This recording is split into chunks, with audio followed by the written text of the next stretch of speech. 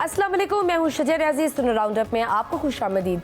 नाजरीन, जहां ये तवक्को की जा रही है कि 5 अगस्त को पीटीआई एक बड़ा पावर शो करेगी और सियासी सरगर्मियों को यकजहती के साथ आगे बढ़ाएगी, वहीं एहतजाजी तहरीक के आगाज ने ढकी छुपी पार्टी तफरीक को भी मंजर आम पर लाना शुरू कर दिया है।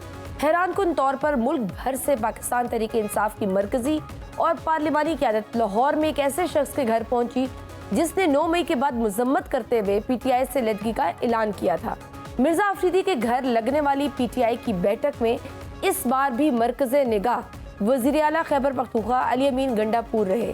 अली अमीन गंडापुर ने इमरान खान की रिहाई के लिए 90 रोज का अल्टीमेटम देते हुए कहा कि अगर 90 रोज में इमरान खान ना आए तो हम सियासत छोड़ देंगे। एक बड़ा वादे पैगाम है कि 90 दिन का राह से शुरू हो गए हैं और इस 90 दिनों में हम अपनी पीक उठा के हम आर या पार करेंगे, या फिर हम रहें या ना रहें। अब सवाल यह है कि जो तहरीक 5 अगस्त को यानी चंद रोज बाद शुरू होनी थी, उसमें अचानक ताखीर का एक नया जज्बाती बयानिया लाने का मकसद क्या है?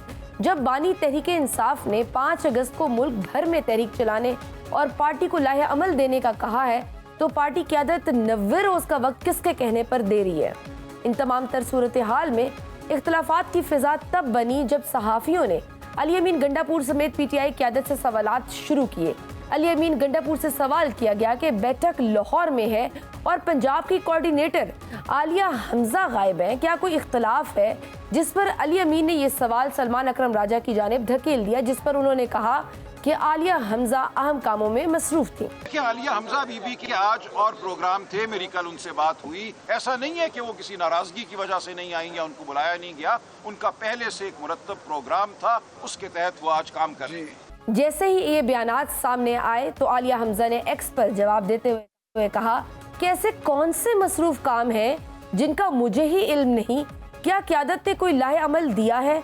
गौरतलब बात यह है कि पंजाब में सबसे ज्यादा सरगर्म रहनुमाओं में आलिया हमजा और सनम जावेद हैं, जबकि दोनों ही इस मीटिंग में मौजूद नहीं थी। अली अमीन गंडापुर एक जानिब तो अपने सूबे से निकलकर लाहौर आते हैं, पार्टी और तहरीक पर बात करते हैं, मगर उनके अपने सूबे में उनकी सीट इस वक्त खतरे का शिकार है। अपोजिशन में पीटीआई के इत्तेहादी मौलाना फजल रहमान ने सूबा खैबर पख्तूनख्वा में पीटीआई के अंदर से ही तब्दीली लाने की बात करके एक नया पंडोरा बॉक्स खोल दिया है। दूसरी जानिब केपी हुकूमत और मौलाना से मुतालिक अली अमीन ने मौलाना फजल रहमान को न सिर्फ मुनाफिक कहा बल्कि उनको खैबर पख्तूनख्वा हुकूमत गिराने का चैलेंज भी कर दिया। मौलाना फजल रहमान की मैंने पहले भी इनको बोला था, ये मुनाफिक आदमी है। अब ये जो कह रहा है पख्तूनख्वा में जेली मैंडेट है, मैं इसको चैलेंज करता हूँ कि फॉर्म 45 खुलवाते हैं पूरे सूबे में, इसके 3 लोगों के अलावा इसके सारे फॉर्म 47 है, ये खुद फॉर्म 47 है कि मौलाना साहब अंदर से अभी भी मिला हुआ है। माजी में अली अमीन गंडापुर के बयानात पर पीटीआई ये मौक़िफ़ देती रही है कि ऐसे बयानात नहीं दिए जाने चाहिए और मौलाना के साथ हमारा अब अच्छा ताल्लुक है, मगर इस बार मौलाना फजल रहमान से मुतालिक सख्त तनकीदी और ज़ाती हमले अली अमीन गंडापुर ने पार्टी की तमाम मरकजी क़यादत के साथ बैठक की है। अब सवाल यह है कि इस तरह के हमलों के बाद क्या मौलाना पीटीआई से किसी भी सतह पर बात करने या साथ चलने को तैयार होंगे? क्या मौलाना के खिलाफ अली अमीन गंडापुर का बयान पीटीआई की पार्टी पॉलिसी समझा जाए? क्या केपी में जेयूआई और दीगर के साथ मिलकर अली अमीन के खिलाफ तहरीके अदम एतमाद लाने जा रहे हैं? इस सब पर बात करने के लिए आज हमारे साथ मौजूद हैं सूबाई वजीर हैं हायर एजुकेशन के मीना खान अफरीदी, पीटीआई के। आपको वेलकम करते हैं राउंडअप में। अफरीदी साहब, एक जानिब आप तहरीक चलाने और हुकूमत को टफ टाइम देने की बात करते हैं, तो दूसरी जानिब अपोजिशन में सबसे मजबूत आवाज़ समझे जाने वाले मौलाना फजल रहमान से मुतालिक आपकी क़यादत मुनाफिक जैसे सख्त अल्फाज इस्तेमाल करती है। क्या ऐसे आप एक मजबूत अपोजिशन इत्तेहाद बना सकते हैं या कोई तहरीक भी कामयाब करा सकते हैं जिसमें दीगर कोई जमात आपकी हमायती ना हो? बिस्मिल्लाहिर्रहमानिर्रहीम, बहुत शुक्रिया। देखिए, सबसे पहले ये बात तो क्लैरिटी हो जाए कि पाकिस्तान तहरीक इंसाफ इस मुल्क की सबसे पॉपुलर और सबसे मजबूत जमात है, जिसके पास इस वक्त स्ट्रीट पावर अगर एक जमात के पास मौजूद है वो तहरीक इंसाफ है। और हमने अपने तय पे जो है पिछले जितने भी तहरीकें चलाई हैं, किसी इत्तेहाद के बगैर तहरीकें चलाई है, अवाम हमारे साथ हैं। लेकिन उसके बावजूद क़यादत जो है वो समझती हैं कि अपोजिशन की जमातों को वो एक प्लेटफॉर्म के ऊपर लेके आना चाहिए, और उसके ऊपर मुतअद्दिद बार कोशिशें भी हुई है, मुलाकातें भी हुई है। लेकिन ये है कि जब भी कहीं से हमारी लीडरशिप के ऊपर उठे हैं, हमारे क़यादत के ऊपर अटैक होती हैं, उन लोगों के ऊपर अटैक होती हैं जिन्हें इमरान खान साहब ने नॉमिनेट किया है, जैसे वज़ीर आला साहब हो गए, तो फिर तो ज़रूरी बात है कि उसका रिएक्शन भी आएगा, जवाब भी आएगा और जवाब दिया भी जाएगा। आफरीदी साहब, इस बार जो तहरीक 5 अगस्त को चलनी थी, इस पर भी अब कश्मकश पैदा हो गई है, कन्फ्यूजन क्रिएट हो गई है, क्योंकि गंडापुर साहब ने फिर 90 रोज़ का अल्टीमेटम दे दिया। आपकी अपनी ही चीफ ऑर्गेनाइजर जो पंजाब से है वो सवाल उठा रही हैं, वो कह रहे हैं कि ये 90 दिन का अल्टीमेटम कहाँ से आ गया है, कोई लाएमल हमें भी दिया जाए, क्योंकि इमरान खान साहब ने तो यही बात की थी 5 अगस्त को पीक पे लेके जाइए इस तहरीक को। तो ये 90 दिन का अल्टीमेटम कहाँ से आया है, जरा हमें भी क्लियर कर दें। बड़ी क्लैरिटी बहुत जरूरी है, बड़ा अच्छा क्वेश्चन है। देखिए, इमरान खान साहब ने बड़ा कैटेगोरिकल कहा हुआ है कि अपने तहरीक को 5 अगस्त तक पीक के ऊपर लेके जाए, नुक्ताए अरूज के ऊपर लेके जाए। ये लाहौर के अंदर जो हम इकट्ठे हुए ये उसका नुक्ताए आगाज था, और इसके बाद जो है आपको पूरे पाकिस्तान के अंदर, खैबर पख्तूनख्वा के अंदर, पंजाब के अंदर, सिंध बलोचिस्तान के अंदर, पूरे जिलों और हल्कों तक जो है नीचे नेबरहुड काउंसिल तक हम जाएंगे, लोगों को मोबिलाइज करेंगे, इमरान खान का मैसेज पहुंचाएंगे, और 5 अगस्त तक जो है बिल्कुल पूरी मोमेंटम जो है वो पीक पे आ चुकी होगी, और उसके बाद इमरान खान की तरफ से, क़यादत की तरफ से आगे जो भी लाएमल होगा उसके मुताबिक हम चलेंगे। सीएम साहब ने जो बात की थी वो बिल्कुल भी ये नहीं की थी कि हमारा जो है नुक्ता अरूज 90 दिन का होगा, बिल्कुल भी नहीं। उन्होंने कहा कि 90 डेज में जो है सॉर्ट ऑफ पॉलिटिकल डू और डाई है कि या तो हम खान साहब को निकालेंगे या जो है हम खुद भी जो है सब कुछ छोड़ के जो है साइड पे हो जाएंगे, कि अगर नहीं निकाल सकते तो। वो स्पीच के अंदर उन्होंने इस अंदाज में वो बात की थी, उसका पस मंजर ये था। इसके ऊपर किसी को इबहम नहीं होना चाहिए, ना हमारे वर्कर्स को, ना सपोर्टर्स को, ना वोटर्स को। इमरान खान का जो हुक्म है 5 अगस्त का, वो हमारे लिए पॉलिटिकली हर्फ आखिर है कि 5 अगस्त तक हमने जान मारनी है, हमारे वर्कर्स ने जान मारनी है। हमने खान साहब का मैसेज, जो ये जुल्म हो रही है, जो ये फिस्तायत हो रही है, जो उनको गैर कानूनी तरीके से अंदर रखा हुआ है, जो एक्सेस नहीं दी जा रही, जो उनकी रिहाई है, तो उसके हवाले से इंशाअल्लाह ताला हम हर जगह पे जाएंगे, और इसके अंदर बड़ी क्लैरिटी है। वैसे ही देखे, एक चीज जो बताने की है, पहली दफा पूरे पार्लियामेंटेरियंस पंजाब से, केपी से, मिनिस्टर, चीफ मिनिस्टर, वो गए वहां पे जहां पे कहा जा रहा था कि आप ये जो है आपके लिए नो गो एरिया है। हम जीटी रोड से गए, लाहौर तो गए, लाहौर सर में हमने आप प्रोग्राम गए किया, वहां पर, हमने लेकिन फिर अपने- वहां पंजाब की क़यादत कहाँ पर थी? क्योंकि वो आपकी पंजाब की अपनी ही क़यादत सवाल उठा रही है ना, कि सलमान अकरम वजह से जब पूछा गया कि आलिया हमजा साहिबा कहाँ पर है, तो उन्होंने कहा वो बहुत ज़रूरी काम से खुद मसरूफ़ है। ऐसी बात नहीं है कि उनको बताया नहीं गया, जबकि आलिया हमजा साहिबा ने खुद ट्वीट किया, उन्होंने कहा मैं तो लाइल्मी का इज़हार कर रही हूँ, मुझे तो खुद नहीं पता कि मैं किस चीज़ में मसरूफ़ हूँ। ये जब यहाँ पे जब इतने ज़्यादा अंदर पार्टी में इतने इख्तलाफात होंगे, तो फिर किस तरह से ये 90 दिन का आपने जो एक तहरीक का जो गंडापुर साहब ने एक लाएमल बताया है, वो किस तरह से कामयाब होगा? देखें, एक चीज ये है कि हम खैबर पख्तूनख्वा से जा रहे थे, अब पंजाब की जो क़यादत है, मेरे ख्याल में उनको यहाँ पे आना चाहिए था और अटेंड करना चाहिए था। और पीटीआई के ऐसे इवेंट्स नहीं होते कि यहाँ पे आपको कोई रोक देता है कि नहीं आप यहाँ पे शामिल नहीं हो सकती, और ना ही ये कोई बंद कमरे वाली मीटिंग थी, ओपन मीटिंग थी। मेरे ख्याल में आना चाहिए था, जिसको भी था सबको इस पे सर कुछ ऑडियो लीक्स भी आई है ना, जिसमें कहा गया कि उनको मना किया गया कि आप यहाँ पे शामिल नहीं हो सकती, ये एमएनएज और एमपीएस की जगह। आलिया हमजा साहिबा ने किसी भी जगह पे ये नहीं कहा कि मुझे मना किया गया है, और उन्होंने ये जरूर कहा है कि लाइल्मी मैं का जो इज़हार किया है कि मुझे तो ऐसी मालूम ही कोई नहीं है। जरूरी काम नहीं थी, ऐसी कोई जरूरी काम नहीं थी। लेकिन ये जो आप कह रहे हैं ना कि इतने इख्तिलाफ अगर है तो फिर आप कैसे मोमेंटम को बनाएंगे? आलिया हमजा के मुंह से आप कभी ये नहीं सुनेंगे कि इमरान खान के लिए मैं, चूंकि मुझे नहीं बुलाया तो मैं तहरीक नहीं चलाऊंगी, मैं मोमेंटम नहीं बनाऊंगी, या किसी भी क़यादत, जो भी क़यादत के अंदर आता है, वर्कर्स के अंदर आता है, आपको कहीं भी ऐसे देखने को नहीं मिलेगा। ये वाहिद पार्टी है जो कि इमरान खान का जो भी हुक्म होता है वो जो है वो हमारे लिए मानी रखता है, वो हमारे लिए हरफ आखिर है। और सबसे ज्यादा आप देखें ना, आलिया हमजा जो है पंजाब के अंदर वो जिस तरीके से जा रही है, वहां पे परफॉर्म कर रही है, लोगों को मोबिलाइज कर रही है, तो उसके ऊपर सारा सबका इत्तेफाक है। तकरीबन तमाम क़यादत आई थी, और बिल्कुल आलिया हमजा साहिबा को भी दावत देनी चाहिए, उनको भी आना चाहिए। हम तो यही कहते हैं कि हम तो यहाँ से आए थे, लोकली उनको दावत देनी चाहिए थी। जी बिल्कुल ठीक। मीना खान आफरीदी साहब, आपका पॉइंट आ गया। अब हम वेलकम करते हैं असलम गौरी साहब को, JUIFA के तर्जुमान है, उन्होंने हमें ज्वाइन किया है। असलम गौरी साहब, मौलाना फजल रहमान ने खैबर पख्तूनख्वा में जो पीटीआई के अंदर से तब्दीली की बात की थी, वो किस तनाजुर में थी? क्या उसका मकसद सिर्फ अली अमीन को हटाना है? अली अमीन साहब से नाराज़गी की वजह क्या उनका लहजा और मौलाना से मुतालिक बयानात हैं, या इलाकाई डिफरेंसेस आ रहे आते हैं? देखिए, पीटीआई की पोजीशन जो अंदर है, केपीके के अंदर है, उस पोजीशन के तनाज़ुर में उन्होंने बात की थी जी। और वहां पर अली अमीन की पोजीशन बहुत कमजोर हो चुकी है अपनी पार्टी के अंदर, और उसकी वजह से उन्होंने उस तनाजुर में बात की थी। आपको याद होगा पिछले चंद दिन पहले स्पीकर केपीके ने चेयर करते हुए कहा था कि यहाँ करप्शन बहुत ज्यादा बढ़ गई है। उसने अपना चार्जशीट किया था अपनी हुकूमत को, और वो अकेला नहीं, उसके साथ और भी बहुत से लोग हैं। इसी तरह आपको याद होगा अभी चंद दिन पहले जो केपीके इंतहाई बुरे हालात में, माली बुरे हालात में फंसा हुआ जो केपीके, उस केपीके की ये सूरत हाल है कि 27 पार्लिमानी सेक्रेटरी उसने अली अमीन ने लगाए हैं। एमपीएस उनको दफ्तर भी देगा, उनको ड्राइवर भी देगा, उनको गाड़ियां भी देगा। ये सारे अखराजात इस पुअर हुकूमत पे पड़ेंगे जो इस वक्त मैं समझता हूँ ऑक्सीजन दिया है उसने अपनी इस हुकूमत को, ऑक्सीजन दिया है ये 27 पार्लिमानी सेक्रेटरी बना के। तो उनके अपने अंदर के हालात के तनाजुर में हमें कहा था, और सहाफी ने एक सवाल किया था कि मौलाना साहब आप इस हुकूमत को गिराएंगे, तो उसके जवाब में उन्होंने कहा था कि हमें इस हुकूमत को गिराने की जरूरत नहीं है, हम किसी को शहीद बनाना नहीं चाहते। अली अमीन साहब की हुकूमत अपने ही वजन से खुद गिर रही है, हमें कोई जरूरत नहीं कि हम इस हुकूमत को गिराएं। और हम क्यों उसको शहीद करें? जो खुद अपनी मौत मर रहा है, मैं उसको शहीद क्यों करूं? सीधी इतनी सी बात है, हम क्यों उसको गिराएं? यानी अगर मैं ये कहूँ कि JUIF को अली अमीन गंडापुर से ही तहफ़्फ़ुज़ात है, अगर पीटीआई खुद ये मामला सॉल्व कर लेती है, तो क्या हम कहीं आगे जाकर पीटीआई और JUI का हम देख सकते हैं कोई गठजोड़?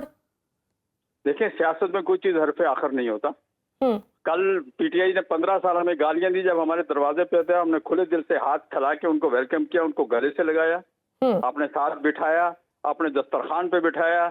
हमारी दाल इतनी पसंद थी कि वो असद कैसर साहब ने एक टीवी शो में कहा कि मुझे मौलाना फजल रहमान के घर की जो दाल है मैंने जिंदगी में कहीं नहीं खाई, तो हमारी तो दाल भी इतनी पसंद है इसको, तो ऐसी बात नहीं है।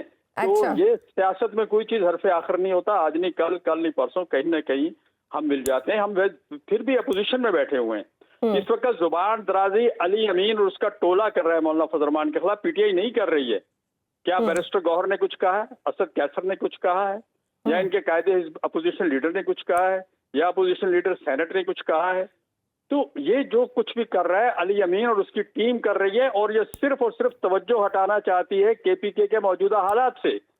अपने कारकुन को मौलाना फजल रहमान और अपने उसमें एक लड़ाई में शामिल करना चाहती है। अपने मौजूदा हालात जो उसके अपने केपीके में, उनसे तवज्जो हटाना चाहती है। एक सवाल मेरे ज़हन में भी है कि क्या जो अली अमीन अटक का पुल क्रॉस नहीं कर सकता था, जो अली अमीन गाड़ी में छुप के 12 इजला के अंदर से गुजर के तीसरे दिन इस पेशावर पहुंचता था, उस अली अमीन को पंजाब पुलिस ने बड़ा कल प्रोटोकॉल लाहौर में दिया, आपने भी देखा होगा। तो वो कौन सा सौदा है, कौम को बताए। मेरे जी मीना खान अफरीदी साहब, आप ये आखिरी जुमला ले लें। जी वो भी इनसे पूछ लें, मेरा आखिरी जुमला ले लें। और वो कौन, खुद बानी पीटीआई जेल से अपनी हमशीरा के जरिए पैगाम दे रहा है कि 10 मुहर्रम के बाद तहरीक चलाई जाए, 5 अगस्त की तहरीक का ऐलान किया जा रहा है, और दूसरी तरफ वो आके लाहौर में खड़ा होके पुलिस, पंजाब पुलिस के जरिए साया खड़ा होके वहां पर ऐलान कर रहा है मरियम नवाज की हुकूमत में कि हम 90 दिन इस हुकूमत को देते हैं। तो क्या बानी पीटीआई का हुक्म सही है या इस अली अमीन का सही है? जी तो मीना खान अफरीदी साहब, बड़े सीरियस कंसर्न्स उठाए हैं असलम गौरी साहब ने, और बड़ी तवील एक चार्जशीट उन्होंने बयान की है अली अमीन गंडापुर साहब के हवाले से, और वो कह रहे हैं कि उनकी अपनी लॉयल्टी या उनकी वफादारी पे भी बहुत सारे सवाल आते हैं पीटीआई के अंदर से भी। कैसे रिस्पॉन्ड करेंगे? मेरे से सवाल है? जी मीना खान अफरीदी साहब, आपसे ही। अच्छा, ऐसा है कि अली अमीन से बहुत से लोगों को जो है तकलीफ है, इनको भी शायद तकलीफ है, पंजाब गवर्नमेंट को भी तकलीफ है, फेडरल गवर्नमेंट को भी तकलीफ है, बाकी लोगों को भी तकलीफ है। वो इसीलिए है कि वो इमरान खान का वफादार है, और इस तहरीक को जो है वो हमेशा से उसने लीड किया है, और ये जो है वो इनके आंखों का कांटा बना हुआ है। अली अमीन जो है, जब तक इमरान खान का एतमाद है, इमरान खान का वज़ीर आला है, ये जो है कंटिन्यू भी करेगा और इंशाअल्लाह ताला परफॉर्म भी करेगा खैबर पुख्तनख्वा के अंदर। और इशू जो है आपको पता है कि वहाँ पे कॉन्फ्लिक्ट ऑफ इंटरेस्ट है, तो इसलिए अल यमीन के ऊपर जो है सीएम वज़ीर आला साहब के ऊपर बार बार अटैक किया जाता है उनके मुतल्लिक। हालांकि हमारी पार्टी से जो है कभी भी पहल नहीं हुई और हम चाहते हैं कि इत्तेहाद भी बने और हम जो है एक मिनिमम पॉइंट एजेंडा के ऊपर जो है इस तहरीक को तो सर आगे ले चलें। इत्तेहाद लेकिन बनाने ये जो के है लिए फिर इसको कमजोरी ऑब्वियसली इसको इन कमजोरी भी ना समझा जाए। इन बयानात से भी फिर गुरेज करना चाहिए, लफ्जी जंग जो एक दूसरे पे पर्सनल अटैक्स हो रहे हैं। यही तो मैं अर्ज करना चाहता हूँ कि पहल नहीं करनी चाहिए बिल्कुल भी। आप कैसे टारगेट कर सकते हैं इमरान खान के इंतखाब को? ये वज़ीर आला साहब इमरान खान का इंतखाब है, उनके एतमाद से यहाँ पे सर बैठे वो तो हुए यही हैं। कहते हैं कि हमें ये और आप कंफ्यूजन कैसे है, वहां जब लास्ट टाइम भी ये बात हो रही थी तहरीक के हवाले से, इत्तेहाद के हवाले से, तो तब भी JUIF का यही बात थी कि यहाँ पे इतने ज़्यादा मसाइल हैं, यही नहीं समझ आती किससे क्या बात की जाए, क्योंकि आपके अंदर ही इतनी कन्फ्यूजन है। एक लीडर कुछ और कह रहा होता है, दूसरा लीडर कुछ और कह रहा होता है। जब इतने ज़्यादा अलग अलग बयानात आएंगे, जब एक इत्तेहाद की बात कर रहा है JUIF से, दूसरा उसके खिलाफ बात कर रहा है, तो फिर सर ऑब्वियसली फिर डैमेज तो पड़ेगा ना। कि अभी तो बात जो है ना वो एक शख्सियत के ऊपर आई है ना, वज़ीर आला साहब के ऊपर बात आई है, तो इससे बड़ा ऑब्वियस हो जाता है कि मकसद क्या है और हिट कहाँ पे करना चाहते हैं। तो अगर आप एक शख्सियत के ऊपर करोगे और फिर भी शख्सियत वो जो जिसके ऊपर जो इंतखाब है इमरान खान का, उसका वज़ीर आला है, तो फिर तो सवाल उठेंगे और उसके दो जवाबात भी जो है वो देने पड़ेंगे। कोई कंफ्यूजन नहीं है तहरीक इंसाफ के अंदर। इमरान खान तहरीक इंसाफ है, तहरीक इंसाफ इमरान खान है। इमरान खान ने जिसको भी टास्क दिया है मुज़ाकरात का, वो मुज़ाकरात करे। जो कमेटी बनाई है वो कमेटी जो है बात करती है। अब अगर वैसे ही जो है इस बात को उछाले और तहरीक इंसाफ की साख को मुतासिर करना चाहे, वो अलग से बात है। इस हवाले से कोई आप लोगों ने किसी से कोई बातचीत की है? सेनेट के इलेक्शंस आ रहे हैं, क्या आपके जो 50 अरकान हैं आज़ाद हैं, क्या वो इंटैक्ट ही रहेंगे? इसके मुतल्लिक इंशाअल्लाह ताला हमारे सारे जो मेंबर्स हैं सारे इंटैक्ट रहेंगे। जितने भी हमारे नंबर्स बनते हैं जनरल के अंदर, जो हमारे नंबर्स बनते हैं टेक्नोक्रेट के अंदर या ख़वातीन के अंदर, वो सारे इंशाअल्लाह ताला इंटैक्ट रहेंगे। और मुझे डर इस बात की है कि जो खैबर पुख्तनख्वा की गवर्नमेंट की परफॉर्मेंस है, और ऐसा ना हो कि ज़्यादा ही ना पड़ जाए कहीं। तो अच्छा अपने तो इंशाअल्लाह ताला इंटैक्ट रहेंगे और हमारे जो भी सेनेटर्स होंगे वो सारे जी, इंशाअल्लाह ये सब ताला वरी सब ये PTI तो इलेक्ट हो बड़ी श्योर जाएंगे। शॉट है, उन्हें तो लगता है कि वो शायद एक्सपेक्टेशन से भी ज़्यादा नंबर ले सकते हैं। आप बताइए, क्या ये मुमकिन है कि आने वाले सेनेट इंतखाबात में हुक्मरान इत्तेहाद के साथ JUI कोई समझौता करे? मौलाना फजल रहमान की पीपल्स पार्टी और न्यू लीग दोनों से कुर्बत भी है और आजकल रवाबत भी तेज़ हो गए हैं, तो अब तक सेनेट इंतखाबात के हवाले से कोई फार्मूला तय हुआ है? अपोजिशन इत्तेहाद में रहते हुए सबसे बड़ी पार्टी JUI है KPK में, जी और उसमें हमारे कम से कम इंशाल्लाह इत्तेहाद की रूह से 3 सेनेटर JUI के आएंगे। बाकी रह गया पीपल्स पार्टी है, नून लीग है, इसी तरह उनको भी उनके जुस्से के मुताबिक हिस्सा मिलेगा। लेकिन एक बात मेरा भाई जो बात कर रहा था, ये बहुत अच्छी बात है। ये हम नहीं चाहते हैं कि KPK की असेंबली पे करप्शन का इल्ज़ाम आए, वहाँ के MPs पे करप्शन का इल्ज़ाम आए। हम चाहते नहीं कि ऐसी सूरत वहाँ पैदा हो। हमें इनके मेंबरान की कोई ज़रूरत नहीं है। लेकिन गवर्नर साहब जो KPK हैं, वो उनके पास मेरे ख्याल 6-7 मेंबर हैं उनके पीपल्स पार्टी के, और वो कह रहे हैं कि मैं 5 सेनेटर बनाऊंगा। तो ज़रा उन पर निगाह रखें ये कि वो किन के ऊपर बुनियाद पे ये बात कर रहे हैं। तो ये मेरा ख्याल उनको उन पर निगाह रखनी चाहिए अपनी, मेरे दोस्त को।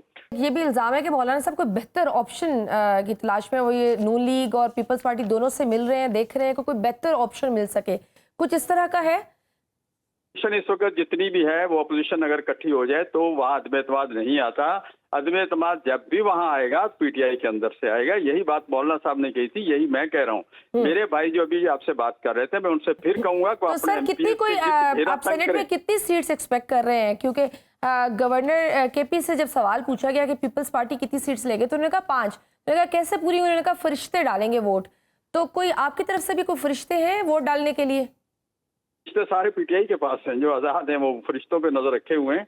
हमारे तो पक्के कारकुन हैं और इंशाल्लाह हम 3 सीटें वहां से निकालेंगे। और हमारे साथ अपोजिशन का तावन होगा, नून लीग का होगा, और हमारी बात फाइनल स्टेज पे नून लीग होगी, नून लीग के साथ होगा, नून लीग और PPP के साथ मिलकर जो उनके जेन्युइन वोट हैं, हम उन वोट की बात कर रहे हैं। तो हम इंशाल्लाह 3 सीट वहां से निकालेंगे। बाकी गवर्नर साहब अगर को फरिश्ते ढूंढेंगे तो फरिश्ते इन्हीं के लोग हैं। इनको चाहिए कि अपने लोगों के इर्द गिर्द चौकीदारी का निजाम जरा जी सुन रहे हैं मीना खान अफरीदी साहब कह रहे हैं कि ये जो फरिश्ते हैं जिन्होंने वोट डालना है पीपल्स पार्टी को, वो आप ही लोग हैं, आप लोगों के आज़ाद उम्मीदवार ही हैं जो ये फरिश्तों का रोल अदा करेंगे। देखिए जैसे पीडीएम जो है वो सारी इकट्ठी होके और 5-6 पार्टियां और हुकूमत के अंदर और जो खैबर पख्तूनख्वा के अंदर उन्होंने 1 साल के अंदर जो हाल किया था, मतलब 15 दिन की तनख्वाह नहीं छोड़ी थी, वो ये हाल ये सेनेट के अंदर भी है। ये कभी भी इकट्ठे नहीं हो सकते। देखना फिर नतीजे वाले दिन जो है लग पता जाएगा इनका कि कौन कहाँ पे बैठा हुआ है, कौन किसको वोट दे रहा है नहीं दे रहा। ये अभी बड़े खुशफहमी में हैं और इंशाअल्लाह ताला नामुराद और नाउमीद ही लौटेंगे इंशाअल्लाह। अच्छा, असलम गौरी साहब, मौलाना साहब से जब पूछा गया कि पीटीआई तहरीक चलाने वाली है तो उन्होंने ये कहा कि किसी को जेल से निकालने के लिए ऐसी तहरीकें नहीं चलानी और ना ही कामयाब होती हैं, बल्कि बड़े मकासद के लिए तहरीक चलनी चाहिए। बड़ा मकासद कुड भी अगर हम ये कहें कि चोरी हुआ हुआ मैंडेट की वापसी, कोई इस हवाले से कोई तहरीक चल सकती है जिसको जेयूआई इसने कहा कि बड़े तहरीक के लिए मैंडेट चोरी के हवाले से चोरी के हवाले से बात करेंगे तो पूरे मुल्क में मैंडेट चोरी हुआ। अब कहाँ का तहरीक चलाएंगे? बात सीधी सी है कि हम तहरीक अगर पीटीआई चलाना चाहती है तो सबसे पहले जो उनके कौमी असम्बली में 90 अरकान हैं और सेनेट के हैं, वो जाके अडियाला जेल के बाहर बैठ जाएं, वो अपनी गिरफ्तारियां दे दें। जब असम्बली के 90 और 100 अरकान जेलों में चले जाएंगे तो पार्लियामेंट रुक जाएगी। मीना खान अफरीदी साहब, क्योंकि अगर मौलाना फजल रहमान भी मौजूदा हुक्मरान इत्तेहाद का हिस्सा बन जाते हैं और केपी में भी आपकी हुकूमत अगर खत्म हो जाती है, तो आपका क्या प्लान है? क्या माजी की तरह वफाक और असम्बली से इस्तीफे की ऑप्शन है? देखिए हुकूमतें जो हैं अगर के ऊपर नहीं चलती, हकीकत यह है कि ना इंशाअल्लाह ताला पॉलिटिकली इस हुकूमत को कोई हिला सकता है ना गिरा सकता है। और तहरीकें जो है वो तहरीक इंसाफ से कोई सीखे कि सही है, तो तहरीक फिर कैसी वफाक चलाई हुकूमत जाती के है। वक्त भी उस वक्त यही कहते थे, फिर आदम एतमाद के जरिए हो गया ना सब। देखिए देखा ना देखिए माजी मैं में। तो यही आपको कह रहा हूँ ना कि ये खैबर पख्तूनख्वा है और इसके मैंने आपको सारे इंडिकेटर्स और अवामिल और सारी ग्राउंड रियलिटीज बता दी है कि यहाँ पे ऐसा मुमकिन ही नहीं है पॉलिटिकली। अमन को चैलेंज कर। अच्छा, आपके शो के तवाज़ुन से एक और मैं बात करूं कि ये जो इनके 53 है ना 53, ये इनके 53 भी अदम एतमाद के अंदर 53 नहीं रहेंगे। अच्छा, ये इनके अपने के जो एमपीज हैं उनके राब्ते हैं हुकूमत के साथ कि वो किस तरीके से जो है वो नाला है अपने क़ियादत से।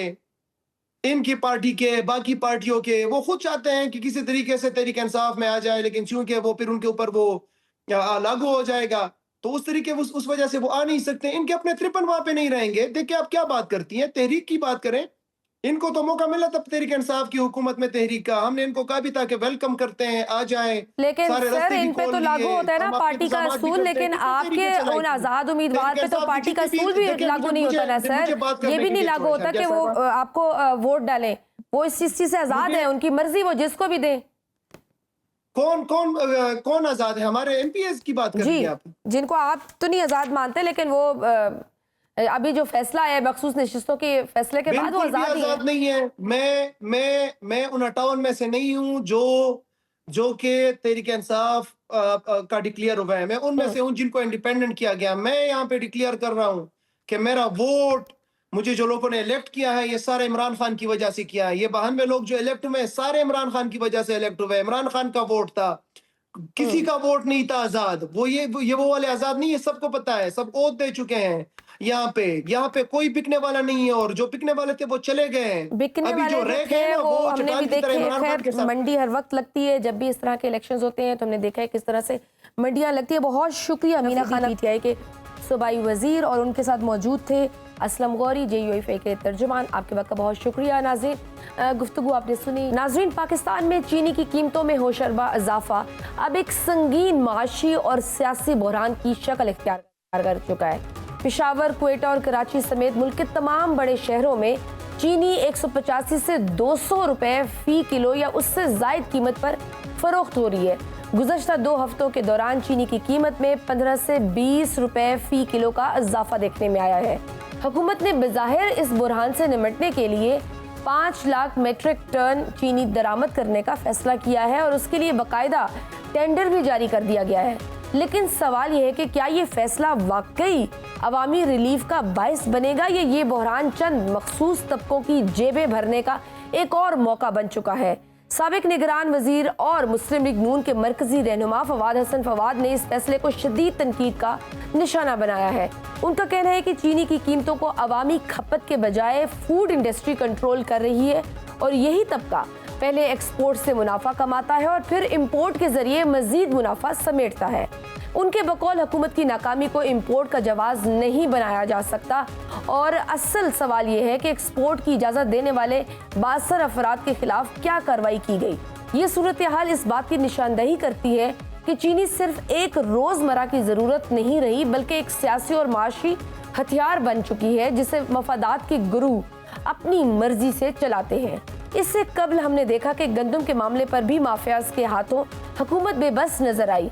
FBI, वजारत तिजारत और मुताल्लिका रेगुलेटरी अदारे मुकम्मल तौर पर गैर मुअस्सर नजर आ रहे हैं। ऐसे में आम आदमी के लिए सवाल ये नहीं कि चीनी की कीमत कब कम होगी, बल्कि ये है कि इस निज़ाम में उसकी आवाज़ और मफाद की नुमाइंदगी आखिर कौन करेगा।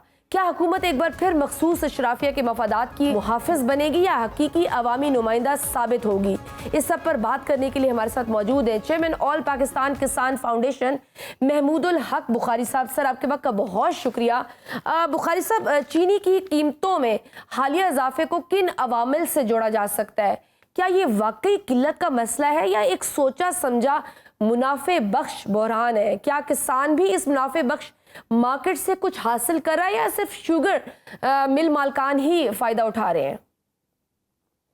जी, बिस्मिल्लाहिर्रहमानिर्रहीम, अल्लाहुम्मा सल्ली अला मुहम्मद व आले मुहम्मद। शुक्रिया शिजिया आपका और सुनो टीवी का। शिजिया, आपने अपने इंट्रो के अंदर बहुत खूबसूरती के साथ जो है वो तमाम सूरत हाल को आपने बयान किया है। गुजारिश ये है कि जो हमारे आपने कहा कि हुकूमत बेबस दिखाई देती है, असल में चीनी हुकूमत है और हुकूमत चीनी है जी। आप ये देखें कि ये एक तो पॉलिटिकल जो है वो क्रॉप है गन्ना, और फिर आगे जो शुगर मिल है वो किन की है? वो हुकूमत की है। उसके अंदर जरदारी शरीफ, उसके अंदर आपके जितनी पार्टियां हैं, आप जो है वो उनके बाअसर लोग जो है वो बैठे हुए हैं। अब आपको याद होगा कि जब एक्सपोर्ट करने की जो है वो इस्तदा की शुगर मिल्स मालकान ने, और उस वक्त बड़े लंबे लंबे इश्तिहार भी शाये कराए, और हुकूमत तो वो खुद थे। ये एक तरीकाकार होता है, तरीका वारदात होता है कि उसके ऊपर इन्होंने कहा जी कि हमें एक्सपोर्ट की इजाजत दें, और उसके बाद हम ज़रे मुबादला लेके आए, और वो ज़रे मुबादला आया।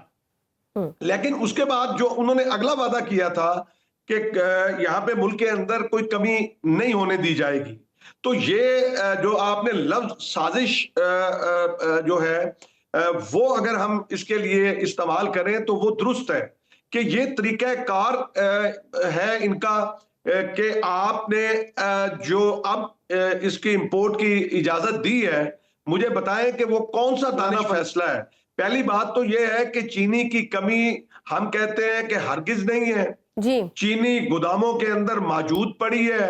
आप हुकूमत जो है, चूंकि खुद तो ये बेनिफिशरी हैं, ये कॉन्फ्लिक्ट ऑफ इंटरेस्ट जो आप कहा करते हैं, तो ये हुकूमत तो खुद बेनिफिशरी है, यानी इनकी अपनी मिलें हैं।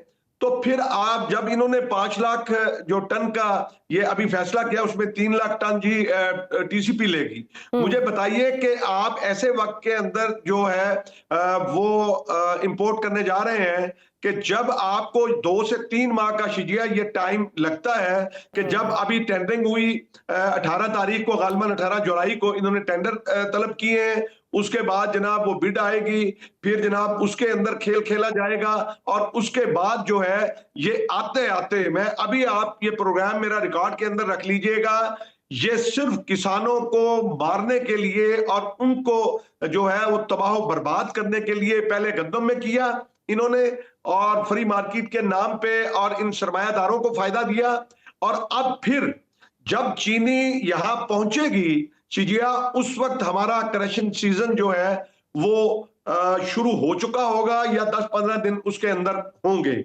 और फिर आप वो जो जिस तरह आपने गंदम जो है फिर वो जायद हो जाएगी, फिर मसाइल आएंगे। बिल्कुल। तो बुखारी साहब, चीनी की कीमतों पर जैसा आप कह रहे हैं कंट्रोल में FBR, वजारत तजारत, रेगुलेटरी अदारे ये नाकाम ही दिखाई दे रहे हैं, बकौल आपके कि हुकूमत बेबस है कि वो खुद बेनिफिशरी है, तो फिर आपकी नज़र में फिर इसका मुस्तकिल क्या हल है? देखिए, मेरी एक पहले मैं आपको बता दूं कि इसका कोई इन्होंने ट्रांजैक्शन का या इन्होंने कोई निजाम वजह नहीं किया हुआ। आपके जो ब्रोकर हैं या जो आपके जो चीनी खरीद करते हैं वो पूरे मुल्क के अंदर 10 से 12 हैं, लेकिन एक भी रजिस्टर्ड नहीं है। आप हैरान होंगी कि जब चीनी तैयार हो जाती है, चीनी बन जाती है, उसके बाद कुछ पता नहीं कि चीनी गई कहाँ। कागजों के अंदर वो बताते हैं, जो आपकी इंडस्ट्री की जो वजारत है उनको बता देते हैं जी कि 60,000 टन फलां के पास चली गई, फलां के पास चली गई, और ये होती इन्हीं की गोदामों के अंदर है। और आपके जो 2 बड़े हब है, कराची है, फैसलाबाद है, जहां से जो है वो ब्रोकर ये इसको ऊपर नीचे करते हैं। देखें, इसका हल जो है वो जो कहते हैं ना, तू इधर उधर की ना बात कर, ये बता के काफिला क्यों लुटा। मुझे राहज़नों से गिला नहीं, तेरी रहबरी का सवाल है। ये वो लोग हैं शिजिया, जब पिछली हुकूमत के अंदर जो 2021 के अंदर जो है वो इनके आप दिखाइए ना, मीडिया दिखाता क्यों नहीं है। उस वक्त ये कहते थे चीनी चोर, और उस वक्त ये नारे मारते थे। तो आज जो अवाम लुट रही है, आप देखें कि 1 रुपए इजाफे से 5 अरब रुपए का जो है वो इजाफा होता है और फायदा होता है। बुखारी साहब, जब चीनी के रेट बढ़ते हैं तो इसका फायदा सिर्फ शुगर मिल के मालकान को ही जाता है, किसान को तो नहीं जाता। चीनी की कीमत इस वक्त आसमान को छू रही है। क्या आप बता सकते हैं कि गन्ने के काश्तकार को इस सारी सूरत हाल में फी एकड़ या फी मन कितना नुकसान हो रहा है? देखें, किसान को तो नुकसान ही नुकसान है। ये 1 साल की फसल है, 1.25 साल की। ये हम जाके तकरीबन मार्च के अंदर हमारी जमीनें जो है वो खाली होती हैं। हम पूरा साल जो है वो इसकी परवरिश करते हैं, और जब हमने कहा है कि एक आप कमीशन बना दें जो फसलों के रेट मुकर्रर करे, हमारे इखराजात लगाए। आप ये देखें कि आज तक चीनी का रेट मुकर्रर करने का मैकेनिज्म नहीं बनाया गया कि कोई मुझे बता दे। और मैं आपके प्रोग्राम में ये बात कह रहा हूं कि 80 से 85 रुपए नफे समेत ये कास्ट आती है चीनी बनाने की, और आज क्या रेट है। और मैं आपको बता दूं कि 2021 के अंदर जो है वो उस वक्त की हुकूमत ने किसानों के हक के अंदर एक एक्ट बनाया था, और वो एक्ट ये था कि अगर किसानों को वक्त पे पेमेंट नहीं होगी तो मिल मालिक के खिलाफ पर्चा होगा। अगर किसानों की पेमेंट लेट होगी तो 11% उस पे इंटरेस्ट दिया जाएगा। अगर किसानों के साथ किसी किस्म की ज्यादती होगी तो शुगर मिल वाले के खिलाफ पर्चा होगा जो मालिक होगा। तो आज जो है वो तो पिछले साल भी पेमेंट्स हमारी 40 अरब के करीब जो है वो रोकी है, किसानों को नहीं दी। तो किसान को तो कुछ नहीं मिलता। तो फिर बुखारी साहब, अगर हम कहें कि तरीके इंसाफ के दौर में इमरान खान साहब ने तो फिर शुगर माफिया के हवाले से काफ़ी एक्शंस भी लिए, और इनफैक्ट अपनी ही पार्टी में से कुछ लोगों को ओहदे से भी हटाया था। आज की हुकूमत तो क्लेम करती है कि बहुत किसान फ्रेंडली है, और जितनी भी पॉलिसीज़ आ रही हैं सब किसानों के लिए आ रही हैं और उनकी बेहतरी के लिए आ रही हैं। आप एग्री करते हैं? नहीं, कोई किसान फ्रेंडली नहीं है, वो सिर्फ एक नमूदो नुमाइश के लिए है। मुझे बताएं कि मोहतरमा ने इतनी स्कीमों का ऐलान किया कि ट्रैक्टर स्कीम दे दी, सुपर सीडर दे दिया, किसान कार्ड दे दिया उन्होंने, और इस तरह की स्कीमों से जो है वो ज़राअत तरक्की करेगी। स्कीम आपने बजट में रखा क्या है शिजिया? इन्होंने बजट में आप ये देखें कि आपके जीडीपी का 24% ज़राअत है, और आपने ज़राअत को दिया क्या जो है वो बजट के अंदर? आपने रिसर्च के लिए कितनी रकम रखी बजट के अंदर? यानी 0.04% भी नहीं होगा। और जब ये हालत हो तो फिर आप मुझे बताएं, अभी तो आप फूड सिक्योरिटी रिस्क के ऊपर है। हमारी बातों को ये संजीदा नहीं लेते। ये बैठते हैं जो आपके ब्यूरोक्रेट्स बाबूस बैठते हैं, जो आटे की थैलों पे इनकी तस्वीरें चस्पा करके और इनकी बैनर्स लगा के इनको खुश करते हैं। इनको उस वक्त पता चलेगा, अब हर चीज इंपोर्ट हो रही है आपके सामने। और आपको ये मैं बता दूं कि आप अंदाजा कीजिए कि बैंगन जो है वो नहरों के अंदर जो है किसान बहा रहा है। आपकी भिंडी जो है उठा के वो भैंसों को डाल रहा है, आपकी सब्जी भी, आपके आम देखें, आपकी इंपोर्ट जो एक्सपोर्ट है, चीजें आप हैरान होंगी कि चावल की एक्सपोर्ट 80% जो है वो कम हुई है। कितनी अलार्मिंग बात है, और हुकूमत को कुछ इस बात का एहसास नहीं है। आपकी आम की जो एक्सपोर्ट है, और वो पाकिस्तानी आम जो है वो दुनिया में जाना माना जाता है, और उसकी जो है वो एक्सपोर्ट 50% कम हुई, और 1,25,000 टन जो गया है उसमें 50,000 टन जो है वो सिर्फ ईरान ने जो है पिछले साल खरीद किया था। हमारे यहाँ कोई पॉलिसी नहीं है। बिल्कुल, काफी कंसर्निंग फैक्ट्स हैं। फूड सिक्योरिटी एक बहुत बड़ा मसला बन जाएगा आने वाले दिन। बहुत शुक्रिया चेयरमैन ऑल पाकिस्तान किसान फाउंडेशन महमूदुल हक बुखारी साहब हमारे साथ मौजूद थे। नाज़रीन, गुफ्तगू आपने सुनी। आज के प्रोग्राम में बस इतना ही, इजाजत दीजिए, अल्लाह हाफ़िज़।